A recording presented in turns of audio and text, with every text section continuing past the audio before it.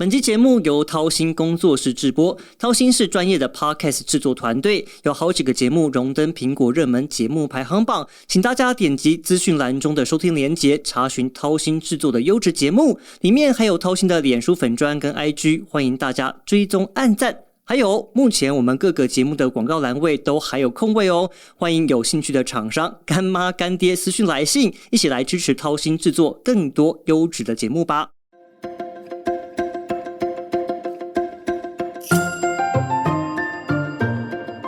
大家好，欢迎再次加入军事相对论，我是向正维。在前阵子呢，卓越新闻奖基金会邀请我去参加了一场亚洲新闻专业论坛，它的主题是美中对抗下的新闻专业。我去分享了一些自己过去的一些采访经验，但是也听听看在国内国外一些媒体在报道台海紧张的时候的一些看法。那其中一位主讲人他提到说，我们对中国了解的太少，尤其是习近平在大权在握之后，更没有人敢讲真话，这种不透明性就可能会带来更多的误判还有冲突。不过我们华府智库 Project 2049的研究员Easton 易思安先生，我想大家对他都非常熟悉，他在前几年才出了一本中共攻台大解密，一直到现在很多人都把它当作一个研究的一个教材。那他最近也出了一本新书，叫做《争霸大业：中共掌控世界的战略布局》，来详述他近年对中国的一些观察跟分析。今天我们就请易思安来跟大家聊聊。Hello, Ian. Hello, thank you for having me on the show. Well, I believe that this is your first time and to visit Taiwan after the pandemic, after COVID, right? So what's your feeling about coming back to Taiwan? Oh, it's fantastic. It's wonderful to be back. And where did you go? Well, for this particular trip, I spent most of the time in Taipei, also went up to Danshui and took the ferry over to Bali and then went up to visit one of the beaches north of the port of Taipei. Yeah, one of the red beaches. I also had the chance to visit Kaohsiung and also Hualien. So it's been great to be back. I was here actually for a short trip in January as well as part of a delegation. We just visited Taipei. Okay. We didn't have the chance to get outside the city. And so it's been a lot of fun this time to be able to do that. Okay, but what is the purpose of your trip this time? This trip is research related. Okay. So working on a project looking specifically at what is the Taiwanese view of the war in Ukraine? How is that affecting possibly Taiwan's defense strategy? Okay. What are Taiwanese views of the United States? What are Taiwanese views of the threat from the Chinese Communist Party? And where are areas where the U.S. and Taiwan can do more together, perhaps in defense and security? In particular, what are areas we can have a much closer partnership in order to preserve the peace? Whoa. So do you see any cooperation or potential cooperation between U.S. and Taiwan? Oh, absolutely. Yeah. So one of the neat things to see now is there are more and more American Marines coming to Taiwan. There are more and more American Special Forces, whether it's Green Berets or Navy SEALs. A lot of American military trainers are coming here. Taiwan's getting much more attention from the U.S. military. And so there are more preparations that are underway so our two militaries can have a closer relationship. Wow. And I think it starts with training, that there are hundreds now of American military trainers here. Even they don't wear uniform. Yeah. Right. They stay very low key so far. That might change in the future, but so far they're very low key. And I think that's a very important thing to see. Okay. And now then we want to focus more on your new book. Okay. 因为我们接下来要进入到正题，因为在这次访谈之前，其实我拜读过您的著作，那帮助我们去勾画出一个中国意图的一个轮廓。So I would like to know that why do you want to publish this book? Yeah. Well, to be honest, this was not the book that I thought I was going to publish when I began. Okay. So the book took me 3 years to write. The first year, over a year, I was just collecting research materials. I was reading. I had some fairly open and squishy research questions I was exploring. I really wanted to know what Xi Jinping had to say about China's global strategy. What was his vision for the future? He talks about the China dream or great national rejuvenation of the People's Republic of China. but I don't know what that means. I don't think most people do. He talks about creating a community of common destiny for all mankind, one belt, one road, military civil fusion. And I wanted to know what that actually meant in concrete terms. And of course, I wanted to know what it meant for the United States, because we have this debate now about what should our policy towards China be? What is the future of strategic competition with China? Are we in a new Cold War or are we not? Do we want to try to undermine the CCP and empower the people of China so they can make their own sovereign decisions as individuals about their political future? Or don't we? Are we happy to continue to see China be a one-party dictatorship? There are these kind of fundamental questions. And I was very curious about, okay, if we're having these debates in Washington, I would love to know what the debate is in Beijing. Or if there's no debate and they've already decided and, whatever Xi Jinping says is the law of the land, well, we want to know that too. And so when I began the research for the book, these were the questions that I was exploring. And I have to say, over time, the book became darker and darker and darker. And the story became it became almost a scary, a scary story. And I think the readers will find that as you read this book, there's a lot of examples in there. And I tell a lot of stories to try to illustrate some of these points. And a lot of them are pretty scary. And I have to say, a lot of the things that I learned in the course of the research, it scared me, it worried me. Clearly, our policy towards China has failed. We thought we were going to welcome China into a globalized world of liberal, open, free democracies, that we were going to change China. We could liberalize China. We could empower the people of China. And that as their economic wealth grew, so would their political freedom. In fact, the opposite has happened. That as China's national power has grown, the Chinese Communist Party's power and its power over the people of China has grown. And of course, their human rights situation has gotten worse and worse and worse until the point of genocide, which is what we are now. It's absolutely horrific. And their military power and their influence and their ability to coerce governments around the world, including our own governments, that's also grown. So I also feel kind of scared or worried after reading your book. So do you feel that China is ambitious to replace the US and to reform a new world order? There's no question about it. I mean, Xi Jinping has publicly said, he said it during his 3-hour-long speech at the 19th Party Congress in Beijing, in front of the world audience. He said that his ultimate goal is to achieve international communism.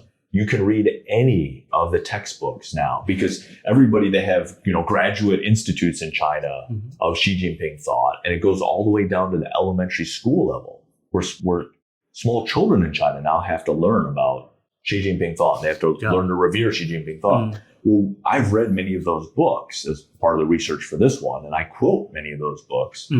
And I've also read a number of training materials that they give to PLA officers at China's National Defense University. It is crystal clear that Xi Jinping and the Chinese Communist Party elite is actually trying to achieve what they call world socialism and international communism. What does that mean? That means that they intend to undermine, disintegrate, sabotage, and ultimately destroy all democracy everywhere. Oh my goodness. And replace it with their own model, what they say is their own superior model of governance, which again is a one-party dictatorship. So it's an incredible ambition, and it's very, very dangerous, of course, for us. It poses an existential threat to the health of our own freedom and democracy.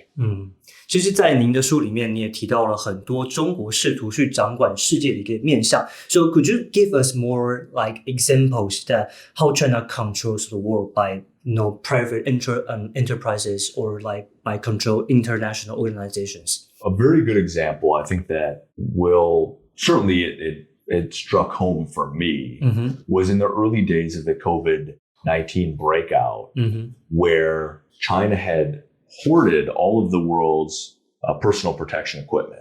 So all the surgical gowns, surgical masks.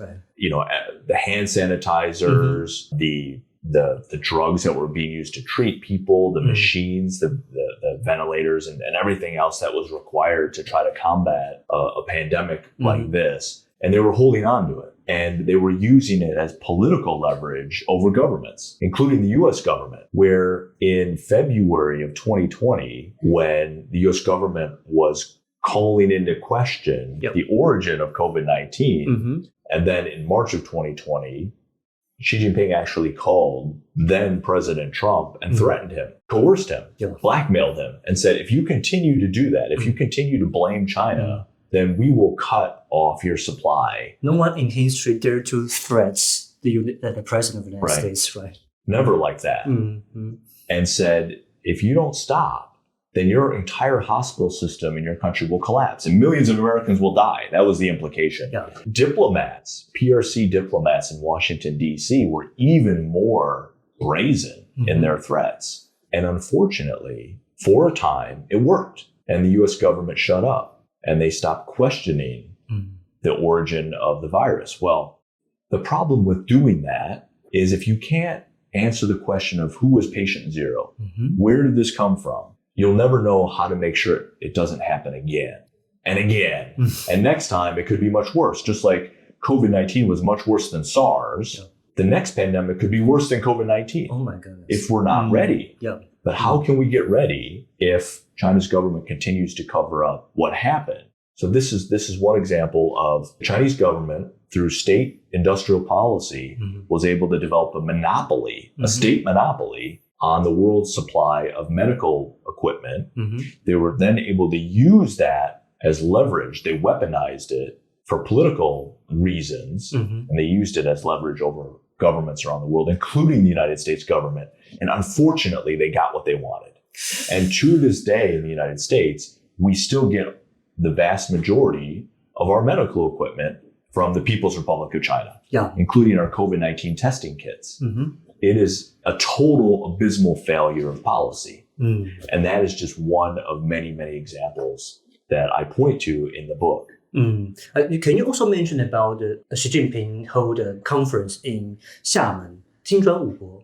The BRICS. In the BRICS. Brazil, Russia, India, China, and now South Africa. Yes, and how they try to build a new order without the United States. Yes, so Xi Jinping and the Chinese Communist Party are constantly reaching out to other countries around the world with this message that globalization, the version of globalization built by the US and the West, is broken. Clearly it's broken. It's not working. People are not achieving the levels of prosperity that they ought to achieve. They're not being empowered the way they were promised.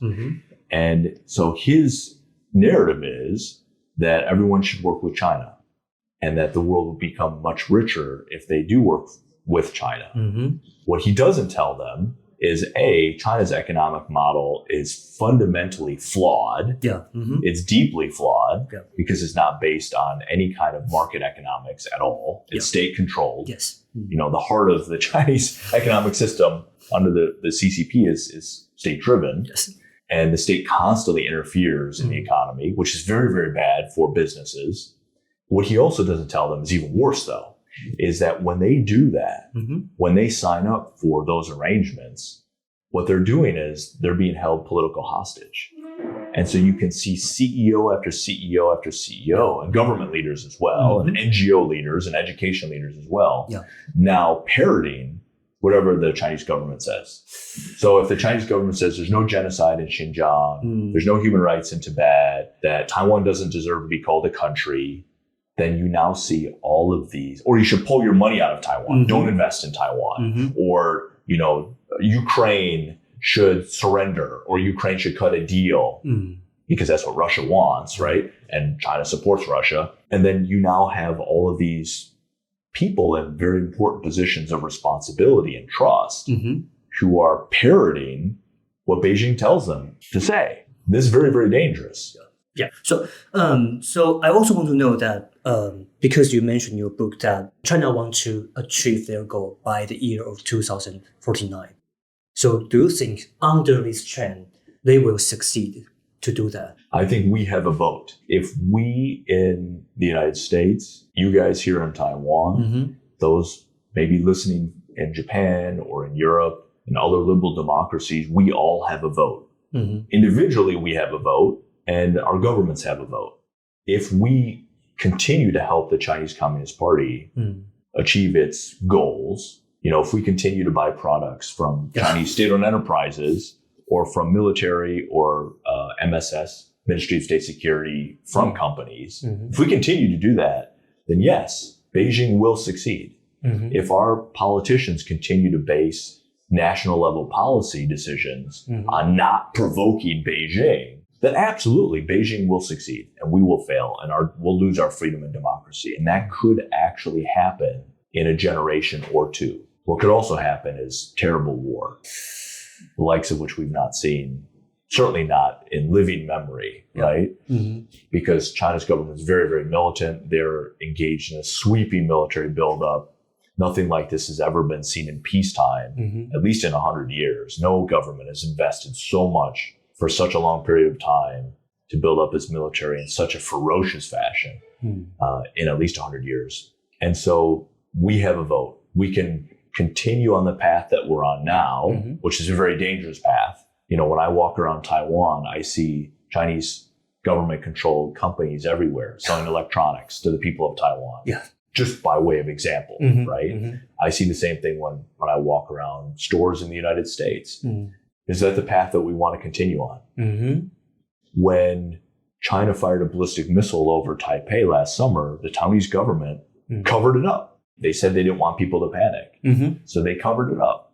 When China has been sending spy balloons over countries, including the United States, governments have been covering that up.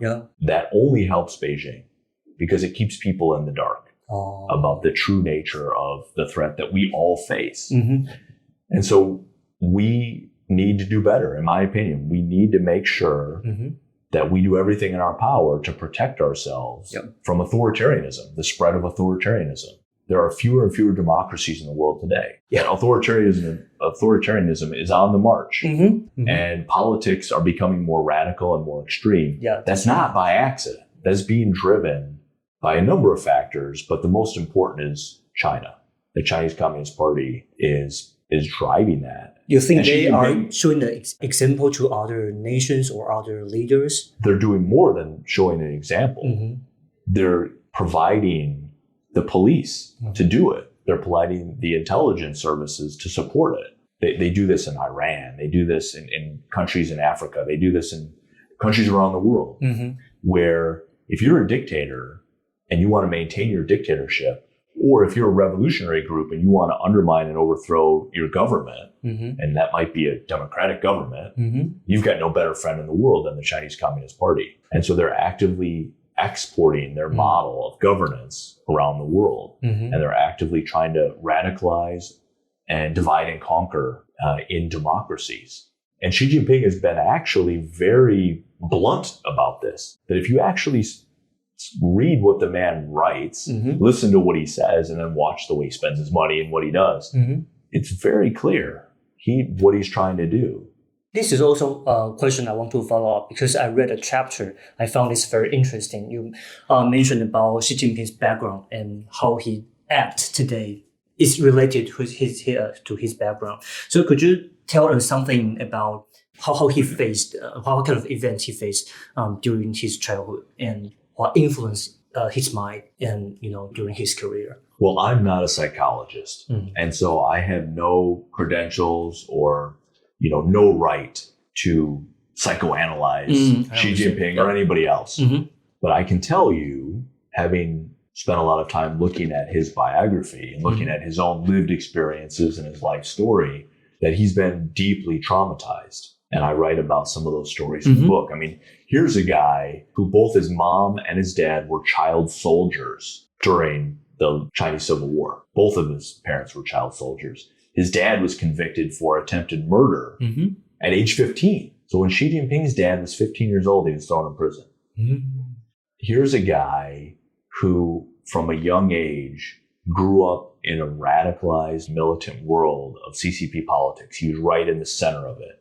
His dad was later purged on multiple occasions, arrested, thrown in labor camps. He never thought he was going to see him again. His mom was forced to disown Xi Jinping publicly when Xi Jinping was 15 years old. Their house was attacked by militants, Red Guards. Xi Jinping's eldest half-sister, who he grew up with, she was murdered, or perhaps she committed suicide. It's not clear. There are many different versions of the story, so we don't know exactly what happened. But we know she died, and it's not clear if Xi Jinping was there or not when it happened. We know that Xi Jinping was victimized and he was terrorized from a very young age, and it continued all throughout his teenage years and into his 20s. He lived in a cave. He was cast out of Beijing, and he lived in a cave for 7 years in a very rough area, about 50 miles outside of Yan'an, which is Yan'an itself is rough. So imagine 50 miles outside that in the lowest plateau, where the yellow earth is, and it's real crumbly, and and I've been through some of that countryside in China on train trips, and it is miserable out there. So and he had bugs crawl all over him for years, right? No running water, no toilet, so it stinks all the time. And he was radicalized. He was traumatized, he was brutalized, he was radicalized. And then he's had a series of problems throughout his life. His first wife left him, for example, which is humiliating in any country, but especially at that time in China, something like that would have been really, really devastating, right? He had a lot of political setbacks in his early career. And even later on, he was constantly afraid he was going to be assassinated as he rose into power. And so I can't say, I don't know if anybody can say for sure if he's insane or if he's got a warped version of reality. But when you read what he writes, he is radical. He is very militant, and he's got a very radical view of the world. He's got an extremist view of the world. And now we can see from his behavior, the way he's leading China, or the way he's ruling China, that he's now traumatizing so many and victimizing hundreds of millions of other people. And this is very dangerous, that deep insecurity and the trauma from his life and the political system that he rose to power through is a very vicious, cruel political system, because there's no rule of law. It's jungle rules, right? And he became this uber predator. He rose to the very top of the food chain, became a super predator. And so it's very dangerous now to have a guy like him become an absolute dictator of a country as powerful as the People's Republic of China. And this guy wants to control the world. And now he wants to achieve world domination. And he's not the first. We've seen this movie before, right? Mao was that type of personality, and Stalin and Hitler. And there have been a number that have had these illusions of grandeur, this view that they're kind of a god on earth, right? But actually, none of them, historically, no king or emperor or tyrant or Caesar has ever had the kind of power that Xi Jinping has today. And that's very dangerous. So last question. I also want to know that, can you give us more suggestions, no matter to the United States or to Taiwan, that how we democratic countries can work together to prevent any bad things happen? Well, I think we have to, it's an all of society, all domain effort that we have to undertake to deepen our alliance networks, to develop a community of democracies or a concert of democracies. I think we're probably going to want to have a lot more collective security architecture in Asia in particular, but not just in Asia. And collective security not only in the military sense, but also in the economic sense, so that the Chinese Communist Party is not able to use its economic leverage to undermine our democracies. Thank you very much for sharing everything with us, and I believe we learned a lot, and I believe we can learn more from your new publication. 今天非常谢谢Easton跟我们分享，还有我们对于中国的意图现在有更清楚一些轮廓跟了解。我们今天节目先到这边，如果有任何想要事情想要跟我们分享或想要进一步的了解，来欢迎上我们掏心工作室的脸书或是我个人的粉专留言，也可以到伊斯兰他本身的个人的脸书或是他的 Twitter 上面去分享你的想法。那也相信我们会有更多的一些互动跟更多的一些讨论，也请您继续的锁定军事相对论。我们今天节目先到这边，我是向正伟，我们下一集再见，拜拜。